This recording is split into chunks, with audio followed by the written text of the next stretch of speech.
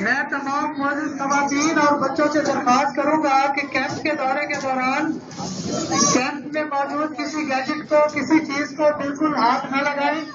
ये इंतहाई मुश्किल और इंतहाई मेहनत से बनी हुई है। इनको सिर्फ दूर से देखें और बच्चों को उनकी मेहनत की शाबाश है।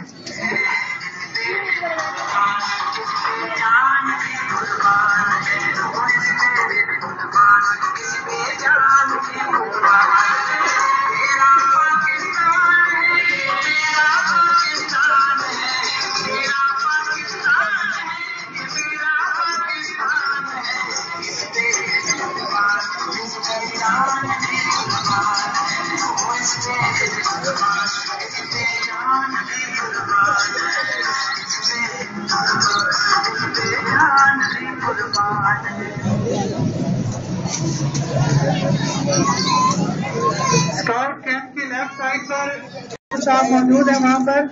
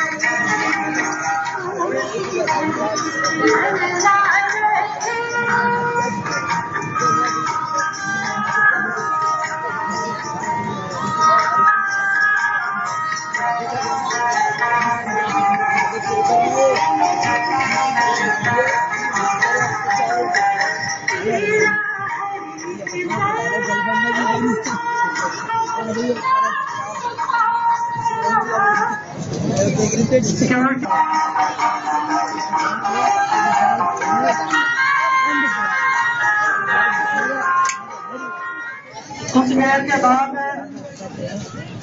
तमाम प्राइवेट स्कूल के बच्चों की परफॉर्मेंस शुरू हो जाएगी।